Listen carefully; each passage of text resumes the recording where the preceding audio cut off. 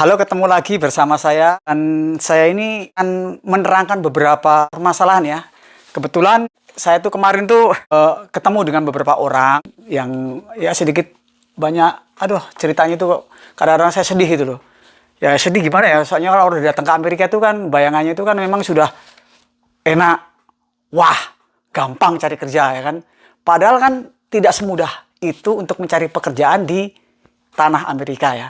Dan ini perlu diketahui oleh teman-teman ya, yang mau datang atau sudah datang di Amerika ya, terutama di Philadelphia. Dan saya memberikan informasi ini karena ada beberapa masukan atau teman-teman tolong dong bikinin. Nah, sebenarnya dulu sih sudah ada ya, sudah suruh membahas, tapi saya tidak sempat dan memang banyak kesibukan ya. Nah sekarang ini karena saya sudah ada yang ketemu dengan saya, kurang lebih 3 orang lah gitu ya, dan dia menceritakan bagaimana kedatangannya. Nah saya mau nggak mau, saya akan memberikan informasi yang sebenar-benarnya. Jadi teman-teman sekalian, orang yang mau datang ke Amerika itu semua itu punya hak ya, entah dia vacation atau jalan-jalan turis atau tujuan untuk macem-macem lah, pokoknya ya tergantung sesuai dengan hatinya, niat masing-masing ya. Tapi setelah di Amerika ini, nah ini ya kan, banyak teman-teman tuh menganggap bahwa Amerika adalah kota impian, negara impian. Benar kata istilahnya gitu ya. Ya apa aja kalau kita sudah datang memang bisa kita bisa kita kerjakan ya. Tapi perlu diingat, datang ke Amerika itu juga tidak mudah atau tidak gampang meletakkan tangan, memberikan tangan ya. Maksudnya sampai sini tuh tiba-tiba wah nyaman, wah enak, gampang ya kan. Tidak gitu loh. Kita harus berjuang. Nih salah satunya teman-teman nih buat diketahui ya, kalau sudah sampai ya atau mau datang lah gitu ya kan ya. Adakah network jaringan ya kan? Itu penting supaya apa? Pada saat datang ke Amerika kita tidak bingung gitu ya. Kalau kita sudah punya ada jadwal yang tepat atau yang udah memang jadwal yang udah tertata, atau memang dia nginep di hotel, nginep di mana, terus dia entah harus ketemu dengan teman atau apa, itu lain perkara. Nah ini pertama itu adalah networknya, jaringannya itu perlu banget ya. Terus kedua apa ya, ini masalah mental. Orang itu datang ke sini tuh mentalnya harus kuat. Kadang-kadang tiba-tiba aduh shock, kaget. Tiba-tiba kok kerja begini susah. Aduh, soro banget itu tuh. Nah, itu harus ditanamkan pada mentalnya gitu loh. Ketiganya, jangan menganggap enak dulu. Saya membaca nih, karena ini ada banyak teman-teman yang memang ngasih masukan ke saya seperti ini. Jangan menganggap enak dulu atau mudah. Sebentar dulu, saya tuh kalau nggak pakai kacamata repot saya. Sebentar, ya. Nah, nih, jangan anggap enak dulu, ya. Bener, memang kalau kita udah sampai sini jangan menganggap enak dulu, apa-apa bisa mudah, tidak ya kan. Mudah kalau memang kita ada jalan, ada rezeki, ada jaringan, ada temen yang mengarahkan, atau ada temen yang bisa memberikan informasi, nih loh, di sini. Nah itu kan memang mudah ya. Terus juga jangan sekali lagi kepancing. Nah ini masalahnya nih, jangan kepancing janji-janji manis. Memang bener ya kan, gampang mudah kerja di Amerika. Di Indonesia juga, oh enak atau apa gitu loh, agent ya. Tidak begitu juga gitu loh, ya kan. Kita harus ketahui, ya kan. Rata-rata orang yang datang ke sini tuh ngoyo, gitu loh. Ngoyo tuh lah apa? Nggak mesti harus ungkang-ungkang kaki, gitu loh.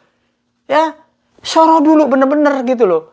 Jadi apa ya, kaget, banyak kan rata-rata culture shock. Kok kerja di sini begini. Wah, kok keras segala macam. Ya inilah begini. Niatnya memang di sini memang pas kebetulan nyari kerja ya dapatnya ya begitu. Ya, seiring sejalan mungkin karena kita banyak teman, banyak network, ya dikasih tahu kan jalannya. Ini loh ke sini Mas, ke sini. Nah, itu seiring, makanya saya bilang banyaklah jaringan ya. Terus juga masalah juga semua teman-teman yang sudah hadir atau datang di Amerika itu jangan terlalu polos-polos saja, walaupun semua juga pasti polos. Kebingungan ya. Artinya gini, maksud saya jangan polos-polos. Semua kalau kita pengen ada sesuatu, misalnya kita mau tinggal di rumah orang atau nginap atau kita mau sewa rumah, itu semua harus ada hitam di atas putih dari awal ya kan. Itu harus perjelas. Kalau sudah dari awal jelas nih kewajibannya apa, terus juga apa yang harus kita lakukan, apa, itu kan enak. Jadi dari awalnya sudah tahu. Kalau kita memang sudah membaca peraturan-peraturannya, kalau kita mau ya kita lakukan. ya. Tapi kalau kita tidak, ya kita cari yang lain. Nah itu, makanya saya bilang jangan terlalu polos-polos amat ya. Nah, terus lagi masalah transportasi. Nah itu penting nih. Ini juga harus hati-hati, terutama kalau sudah mendarat di bandara ya. Itu kan pasti kan kalau ada jemput lain. Kalau ada jemput temen, ya kan, atau saudara, itu kan otomatis kan menggampangkan atau sudah dipermudah. Sekarang kalau tidak ada yang jemput, otomatis kan naik taksi. Nah kita harus hati-hati kan. Hati-hati dalam arti gini, lebih baik kalau kita punya aplikasi Uber atau Lyft ya, kita udah pakai aplikasi, udah itu udah jelas. Sekian tak udah jelas tuh ya.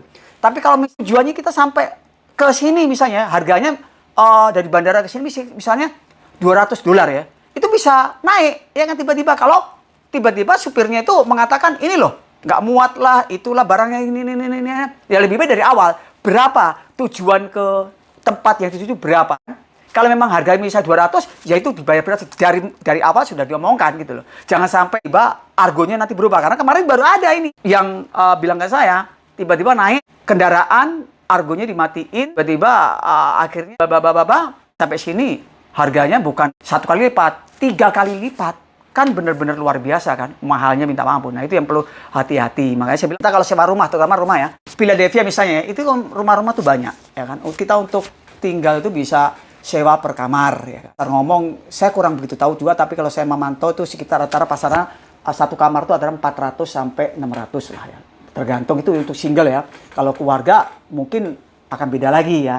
Nah itu pun juga kita tidak bisa harus minta ini ya, tergantung kebijakan dari tuan rumahnya. Apakah 500 atau 400 sudah termasuk include air, wifi, terus juga cucian segala macam, itu tergantung kebijakan masing-masing. Kedua, terus juga ada juga yang rumah disewakan per rumah. Ya. Rumah ya, row gitu kan. Ada basement, lantai 1, lantai 2. Nah, itu bisa disewa. Nah, itu juga ada sewa, juga ada. Dua alternatif gini maksudnya, ada yang memang secara kontraknya, atau juga ada yang kan bisa juga tidak ada kontrak. Nah itu repot, makanya saya bilang lebih baik pakai kontrak, ya kan. Kontrak itu perlu ada peraturannya, ya kan. Karena harganya pun juga relatif, itu bisa antara sekitar 900 sampai 1.500, tergantung kondisi rumahnya, ya kan.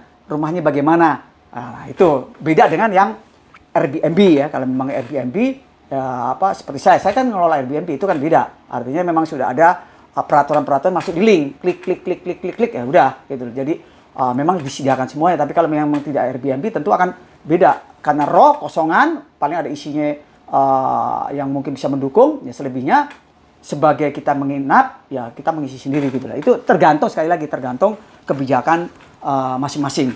Jadi teman-teman sekalian, dari saya tadi berbicara itu, maksud saya begini ya, kalau kita mau merantau itu yang dipersiapkan tuh benar-benar apa ya, persiapan tuh harus matang. Apa tujuannya? Apalagi kalau sampai di Indonesia tuh sudah ngejual ya, atau entah dia ngejual rumah, ngejual tanah, karena banyak kan istilahnya kan untuk merantau, mau nggak mau karena biayanya kan mahal kan, ya tidak sedikit ya kan kalau bersama keluarga ataupun bersendiri. Karena sampai sini juga customer kan juga harus punya persiapan, nggak kosongan kan. Kalau tiba-tiba dari Indonesia dengan modal nekat, bodoh nekat gitu ya, cuma sekedar tiket terus uang sedikit, sampai sini tidak punya apa-apa, terus tidak ada jaringan, tidak ada yang bisa dihubungi, kan juga bingung kan. Ya minimal persiapan uang tuh ada gitu loh. Apa keuangan untuk sebulan ke depan tuh ada. Kalau ada apa terjadi apa-apa tuh kita tuh punya basic, punya dasar, kita punya keuangan yang sudah cukup. Nah itu yang perlu diketahui. Juga tidaklah mudah untuk mencari pekerjaan di Amerika. Tanda kutip ya. Bukan berarti itu tuh datang ke sini itu susah, tidak. Mudah kalau ada jaringan. Ada. Tapi itu pun juga terus juga ongkang-ongkang, saya berapa kali ngomong kan, gitu kan. Jadi pasti apa ya namanya, dia akan mengalami kaget gitu ya. Nah seiring dengan waktu kan nanti akan ketemu kan, di mana letak kecocokannya. Nah itu. Dan keduanya, hukum di Amerika itu dengan hukum tentu dengan negara kita kan nggak beda-beda. Kalau Anda datang ke Amerika, tentu pasti Anda akan mengikuti peraturan-peraturan yang ada di Amerika. Nah itu yang harus perlu dipahami dari segi finansial, dari segi misalnya urusan imigrasi, urusan will trust segala macam apa aja itu tetap anak ya kan. Terus sekolah itu kan tentunya ngikutin peraturan-peraturan yang ada di sini. Ini juga ada yang bertanya juga soal keamanan. Masalah keamanan nih repot nih. Bahasnya keamanan deh nih. Jadi gini teman-teman ya. Kalau soal keamanan ya di mana-mana namanya kriminal itu kan pasti ada ya, di negara manapun ada. Nah, sekarang kalau teman-teman yang sudah datang di sini ya tetap kan kita harus hati-hati, jangan pernah melakukan tindakan kriminal, ya kan?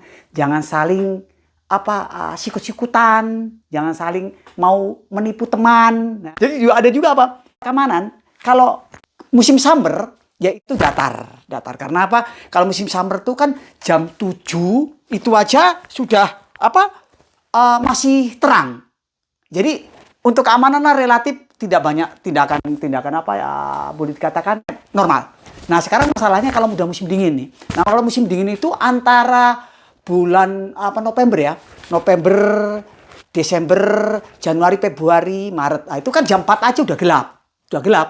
Nah, itu biasanya grafiknya memang agak tinggi. Tergantung nih ya situasi kondisi ini. Biasanya kalau udah menjelang yang udah ada Thanksgiving atau terus adanya Christmas atau tahun baru itu kan orang saling membutuhkan kan, jadi memang agak tinggi. Nah, yang perlu ketahui untuk teman-teman yang datang ke Philadelphia ini ya kan, datang tuh nggak apa-apa, siang itu nggak apa-apa. Nah, sekarang tuh masalahnya itu misalnya malam. Nah, malam tuh datang apa? Nah, kalau jalan malam-malam di sekitar Philadelphia itu tetap harus hati-hati. Jangan sendiri ya kan, lebih baik berdua, bertiga. Kalau nggak penting-penting tak usah. Ya karena apa? Tingkat kejahatan di sini tuh nggak asal langsung minta duit lo, malak lo. Duit enggak. Di sini grafik itu enggak gitu. Ketemu orang melumpuhkan. Ya kan, tarik buku dari depan, dari belakang, dari samping, udah jatuh diambil. Ya kan, barang-barangnya gitu kan. Itu nggak peduli. Entah kita muda, entah kita tua, kakek nenek bisa terjadi kepada diri kita. Makanya kita harus tetap waspada. Juga jangan memancing. Kita punya handphone, baru beli handphone, wah tongolin gini.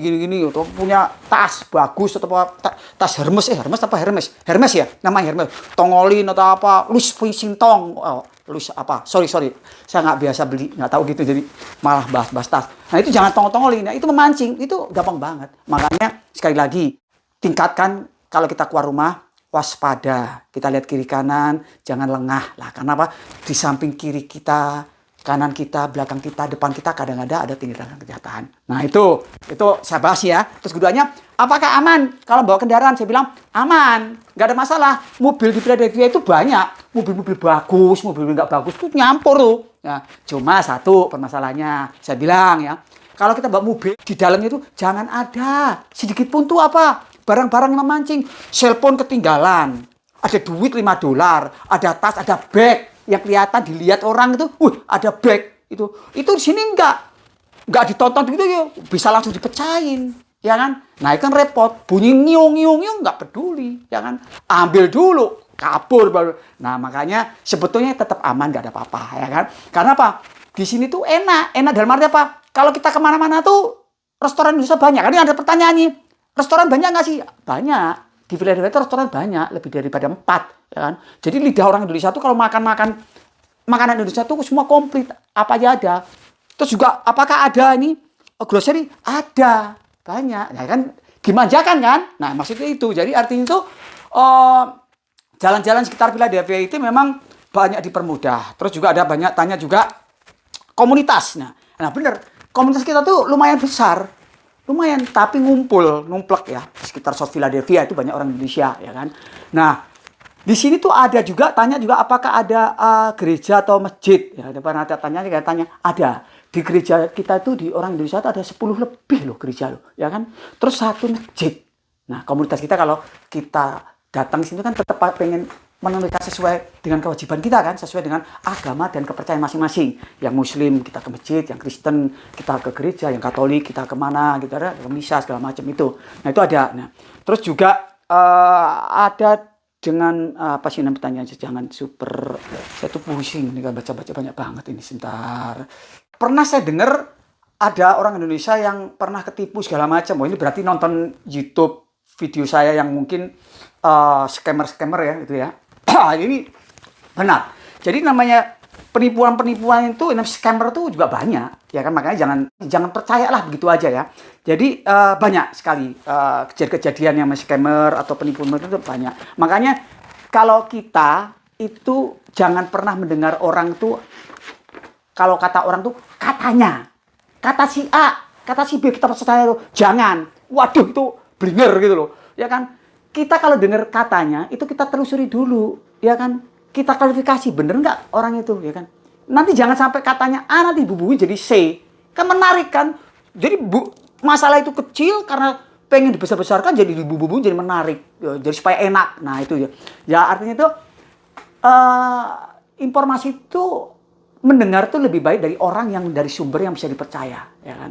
Jangan sampai informasi itu yang nggak dipercaya langsung dimakan mentah-mentah, itu salah kaprah. Karena juga jangan pernah percaya juga. Artinya saya bukan tidak menyarankan tidak percaya, karena banyak, saya lama di sini ya, hampir sudah 20 tahun lebih ya. Artinya bukan saya tuh berarti orang lama itu saya tuh tahu semua, itu sudah wah gue tuh paling pengalaman, lo tuh polos sudah ngerti, enggak juga gitu ya. Orang datang ke sini tuh kita tidak tahu.